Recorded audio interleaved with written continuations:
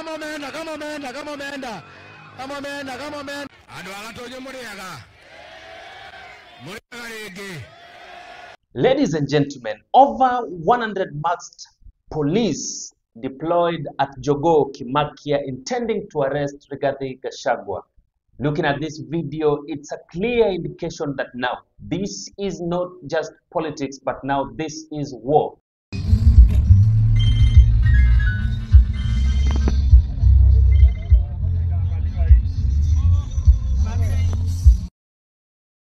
We want to look into this thing na tujaribu kujua ni kwa sababu gani Rigathi Gachagua anataka kushikwa. Ni kwa sababu gani wale mapolisi wako around Kimakia Jogoo ambao inasemekana kwamba hawa ni maaskari ambao wametumwa na Murkomen, na mtu ambaye ametoa orders is not even the head of police, ni Rais William Ruto ambaye anataka Rigathi Gachagua kamatwe kwa lile tamko ambayo alisema wakati yupo kwenye show ya Obina TV. Alright, ladies and gentlemen, I know you've heard about whatever he said na umeiona, and you have your opinion of whatever Rigathi Gachagua said. But before tufike hapo na tuangalie kila kitu kwa makini, naomba nikwambie kwamba kwa kusubscribe kwenye channel hii ni support kubwa sana ambayo utanipatia, na pia ukilike video hii nitakushukuru zaidi. Ladies and gentlemen, I hope you're doing fine and this finds you in good health. Welcome back to our YouTube channel. Let's talk about Kenyan politics. Let's see what is happening, what is trending in our country, what is the new update. Ni kitu gani inaendelea kisiri ambayo bado haujajua na kuletea kwenye meza yako. Alright, but before tufike hapo, ladies and gentlemen, naomba uchukue dakika zako 2 kuangalia story hii ya mwanadada huyu ambaye anaitwa Cynthia. Kiukweli niseme asante kwa kila mmoja ambaye ameingiza mkono kwenye mfuko wake na kumsupport mwanamke huyu ambaye alikuja kwetu na kuomba msaada. Ladies and gentlemen, sikiza story yake, then we come back. Cynthia Myeso, nilikuwa nimeolewa, tukaishi na bwanangu, tukakuja tukabarikiwa na huyu mtoto mwenye mnamuona hapa, huyu msichana.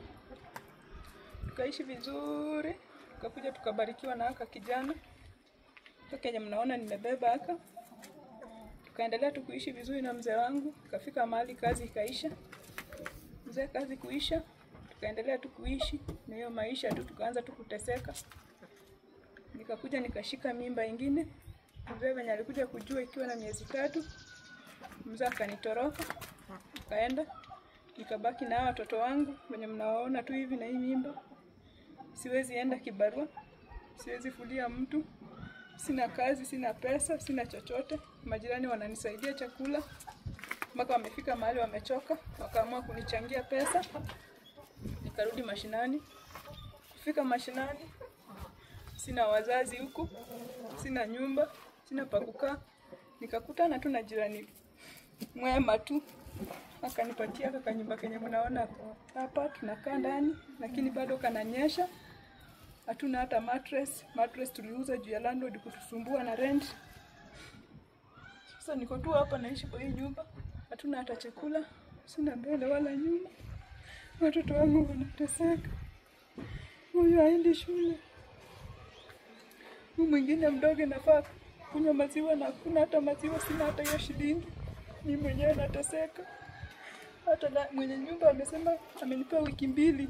Nilikuwa nimejipanga tafuta mahali pa kuenda.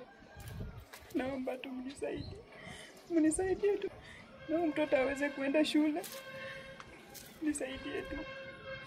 Watoto wangu hawana hata chakula, hawana hata mavazi. Mwenye mnaniona tu na hiyo ujauzito, nashindwa nifanye aje, nitoe ama nifanye aje. Mnisaidie tu. Naomba usaidizi. Naomba. Now, ladies and gentlemen, Cynthia amekuja kwetu na kutuomba msaada na kusema kwamba anapitia hali ngumu sana sasa hivi, na mimi nikaileta mbele ya familia yangu ambao ni nyinyi, kuwaomba kwamba kile kidogo ambacho utapata tumsaidie. Sasa hivi tuko tunafanya challenge ya 200 Kenyan shillings, na nashukuru Mwenyezi Mungu tunaweza tukamaliza labda anytime, na Cynthia pia na watoto wake sasa hivi ukiangalia pia ni mjamzito, akuwe mahali pazuri. Alright, ladies and gentlemen, I just want to thank you kama tayari umetoa, na kama pia unapanga kutoa, Mwenyezi Mungu akubariki na kuwe na wewe.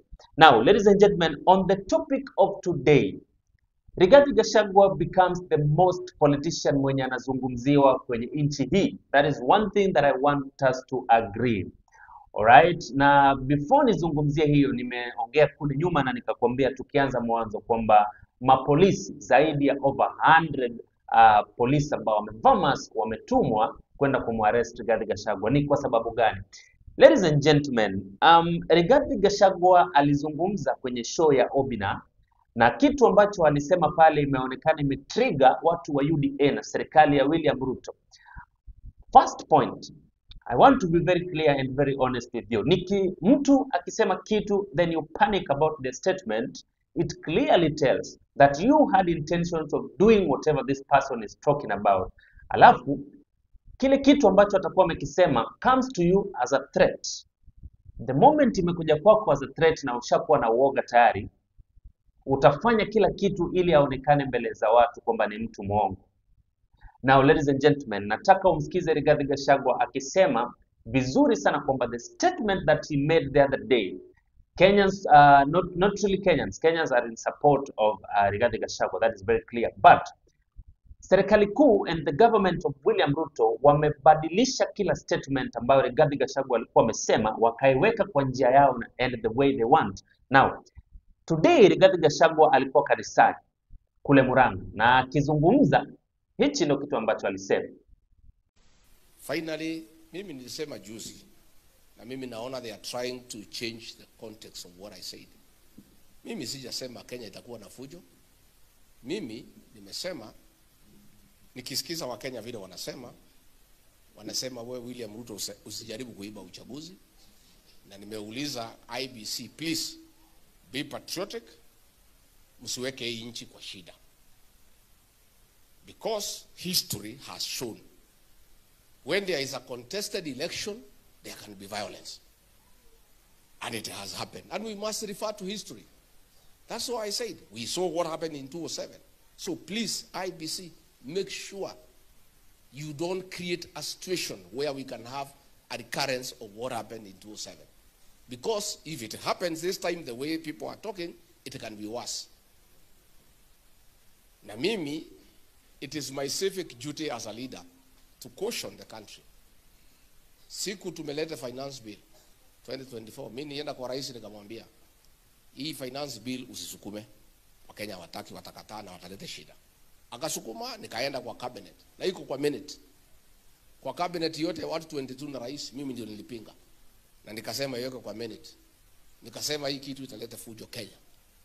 Hii watoto wanaitwa Gen Z hawatakubali. Na ilifanyika. There was violence, there was unrest, there were chaos. I had cautioned the president and the cabinet. So what we are saying is, we have a civic duty as leaders. If we see a situation that can cause unrest in the country, we must say so. That does not mean that we are advocating for anybody to fight anybody. We are saying we have seen it before. It can happen again. What they are unhappy about, na ndio wanashida wakinipigia kelele, hawataki tukubusha watu mambo ya Kiambaa ile kanisani. Tulikusamehea lakini hatuwezi sahau. Ulichoma watoto wetu ndani ya kanisa. We'll keep on reminding you. I know that is why you are unhappy. Na tulikuwa karibu tusahau until ulituma watu pale Kasarani, pale Mweki PCA Church, ndani ya kanisa, vijana wakuje kutuua sisi ndani ya kanisa. Tukalinganisha hiyo na ile ya Kiambaa. So rais na watu yako, kama unataka tuachane kuzungumza mambo ya Kiambaa, wacha kutuma wahuni makanisani na kwa mazishi kulete fujo. Now, ladies and gentlemen, put that aside. Let's talk about something else. We are looking at Rigathi Gachagua kama mtu ambaye sasa hivi anaendesha serikali ya William Ruto kwa speed ya juu. Juzi akizungumza akiwa kwenye the very same show, alisema kwamba Rais William Ruto anataka kuchukua 5 acres along Ngong Road. I hope you heard about that. Na akasema vizuri kwamba wale watu ambao wanafanya ile project ya Talanta Hela ambayo inajenga pale ile ukumbi ambayo Talanta Hela itakuwa na host vitu vyake vya watu ambao wana vipaji hapa nchini.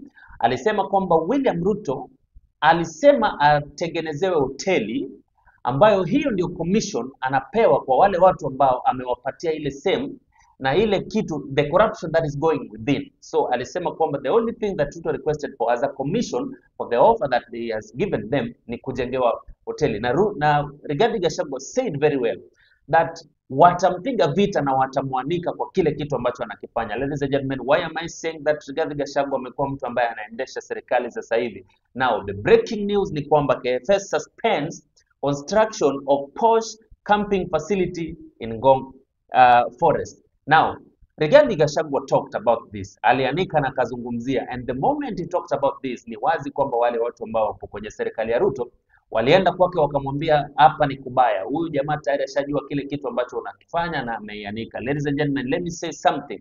People used to say that Rigathi Gachagua is a bitter ex, but as we are speaking right now, it looks like William Ruto made a big mistake kumtoa Rigathi Gachagua kwenye serikali yake, because it looks like Rigathi Gachagua ni mtu ambaye tayari anajua kila kitu ambacho Ruto anapanga kufanya. Ruto akipanga kufanya hii anajua, Ruto akipanga kufanya hii anajua, na anakuja nayo mbele ya watu na anazizungumzia hadharani. Sijui opinion yako ni gani kuhusu swala hili, lakini nataka nijue wewe unafikiria kitu gani. Leo Rigathi Gachagua pia make another statement.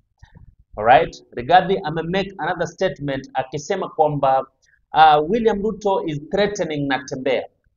Natembeya amekuwa akipigania Nzoia Sugar Company ambayo ilikuwa inasemekana kwamba watu ambao wanafanya kazi kwenye serikali kuu wameuza. Hichi ni kitu ambacho tulikuwa tushaiongelelea kwa makini. Kama ilikupita, if you go through the content that the analysis that we've been doing, utaipata. Ladies and gentlemen, sasa hivi kuna rumors kwamba Natembeya anafaa kukamatwa. Nao Rigathi Gachagua pia amesimama na Natembeya na kuambia watu kwamba if President Ruto na watu wake watajaribu kumshika Natembeya, then yeye ataamurisha watu wa Mount Kenya wafunge mabarabara na ikuwe ngumu. That is like telling people to protest kuhusu story hii. Now, everything imebadilishwa na watu ambao wanabadilisha na wanazungumzia, wanajaribu kusema kwamba kazi kubwa ambayo Rigathi Gachagua anafanya sasa hivi ni kuuzia serikali uoga na kuambia wananchi wafanye vitu ambavyo wanataka kufanya. Ladies and gentlemen, nitakuchezea hiyo clip uiangalie kwa makini and the response ya wananchi wakati Rigathi Gachagua alikuwa anazungumza, kwa sababu amesema kwamba yeye William Ruto amemthreaten na inaonekana, na yeye anasema kwamba William Ruto ajaribu kumshika hata leo ama kesho. Alright, na napenda courage ya Rigathi Gachagua as much as kuna mambo ambayo pia Rigathi anasema that the Gen Z, the youths ambao pia wako intoxicated might take it different na kuona kwamba huyu mtu ametutuma tuende kwa street na tufanye uharibifu. Lakini ukiangalia kwa makini mambo ni different. Wakenya, nasema kwa kila siku, Wakenya tayari wamechoka na mambo ya William Ruto, ikuwe ni uongozi wake. William Ruto hata akisema nini natokea ni uongo. So people are tired. Hata akisema kwamba Rigathi Gachagua ndo ana incite watu, even if Rigathi Gachagua don't incite nobody, at the end of the day, if anything goes wrong, then Gen Zs and youths of this country wako hapo and they're waiting to do something. They're always waiting to strike. Now, I want you to watch this video, then we come back. Yeah. Na mimi nimwambia William Ruto, wewe umezoea kutisha watu, kushika watu. Ati wewe unataka kushika Rigathi Gachagua. Itawezekana? Itawezekana? Mnasema ajaribu? Hata saa hii tumepata habari ile gavana ya Trans Nzoia anaitwa George Natembeya ati wanataka kushika yeye. Mimi namwambia watu wangu hapa Murang'a, wakishika Natembeya hata sisi tutafuka barabara tusimamishe hii Kenya. Tumekubaliana? Unajua huyu Kasongo ametuchukua ufala. Alinifukuza kazi mkanyamaza kweli? Katigwo gemona mutikareherena mwana kana moine naguo leo ndio anatukuwa wana wewe William Ruto hapana sumbua George Natembeya, si ndio? Unajua yeye anataka kutawala sisi na nguvu na haiwezekani. Kati huo mimi nataka nimokoroga na Moreu, nimokoroga na MCA, nimokoroga na senator adwa makujalina rore ni momoi nimokama inokia na shigama wapereta watea. Now, ladies and gentlemen, kabla niende sana, nataka nikuoneshe kitu.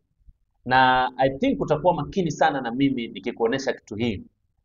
People say kwamba Rigathi Gachagua ni kiongozi wa Mount Kenya peke yake, and that is what the government is talking about every time.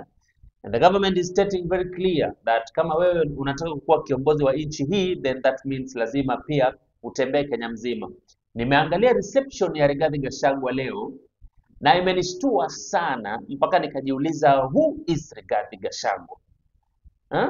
Yani imenishtua sana mpaka nikajiuliza Rigathi Gachagua anatoa hii influence wapi?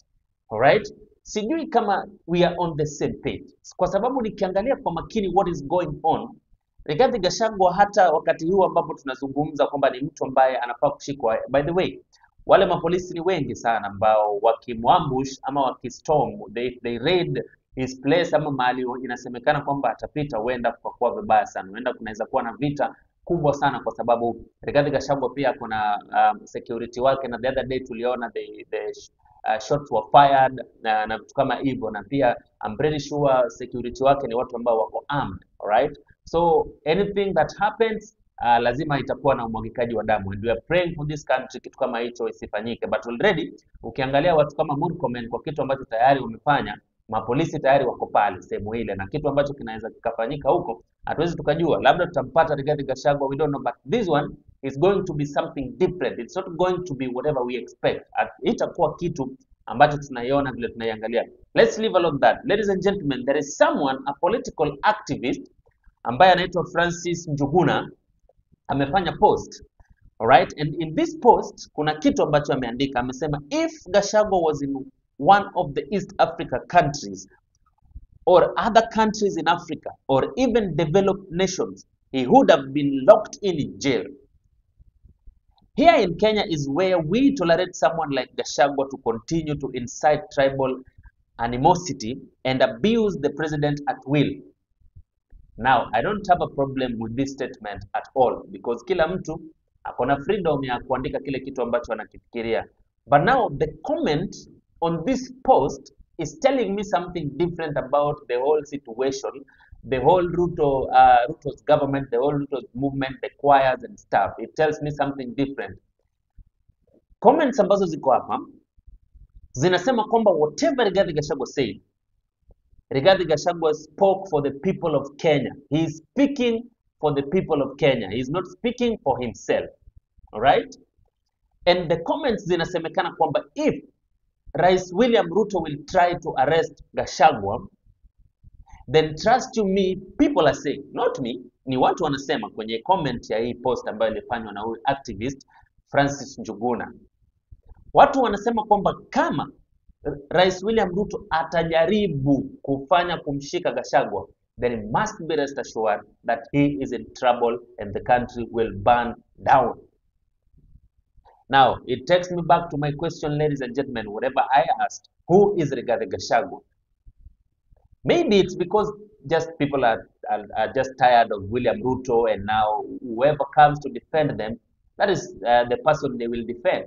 But now, nataka nikuchezee video hii ya reception ya Rigathi Gachagua akiingia Murang'a, and see the mighty Rigathi. See how people are receiving Rigathi. And mimi kwa request yangu binafsi ningependa kuona Rigathi Gachagua akifanya kitu kama hii pia nje ya Mount Kenya.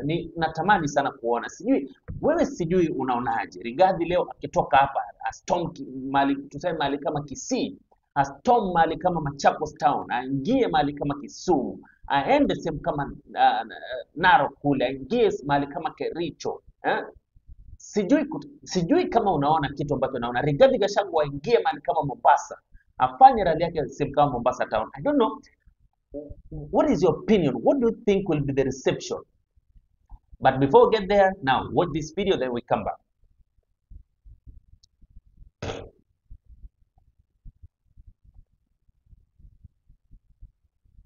Now, ladies and gentlemen, the Interior Cabinet Secretary, that is Murkomen, ambaye inasemekana kwamba aliona Rigathi Gachagua amechochea watu, na inaonekana vizuri kwamba yeye ndo ametoa ule mamlaka ambao ama sheria ama wito wa kupeleka mapolisi sehemu hii ya kumwangalia kama watamshika Rigathi Gachagua, which maybe unajua in Kenya unaweza kaa dakika 1, 2, 3 breaking news, maybe Rigathi Gachagua has been arrested. That is very fine, I don't know.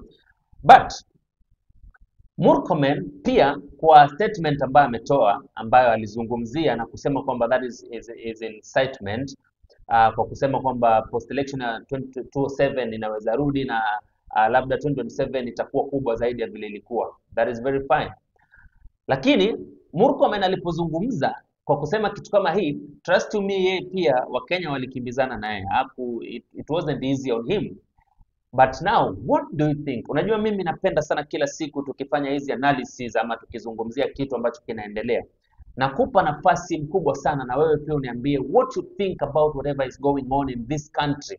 Ladies and gentlemen, sasa hivi Rigathi Gachagua lazima akuwe tayari kwamba any public rally yenye atakuwa anafanya, vita inaweza ikatokea, mapolisi wanaweza wakatoka pale kuja kumshika, na unajua wananchi pia sio watu ambao watatulia tu kuona labda Rigathi Gachagua anashikwa. I don't know what you're going to think about this, but let me thank you first for staying glued on this channel kwa analysis hii na topic yetu ya leo. But pia nikupe nafasi hii kwenye comment section uniambie wewe unafikiria nini kwa kitu ambacho kinaendelea. It's very clear that they want to arrest Rigathi Gachagua kulingana na statement ambayo alitoa, na hichi ni kitu ambacho kimetoka kwenye meza kuu ya serikali ya nchini Kenya. So ladies and gentlemen, tell me what you think about this. What is your opinion? Labda unaona Rigathi Gachagua akishikwa hata usiku wa leo, ni nini kitafanyika? Watu watasema kitu gani? Thank you very much for being a member of Madini Classic community, and I just want to say that I value your existence on this channel. Ladies and gentlemen, see you on the next episode of our analysis. Bye bye.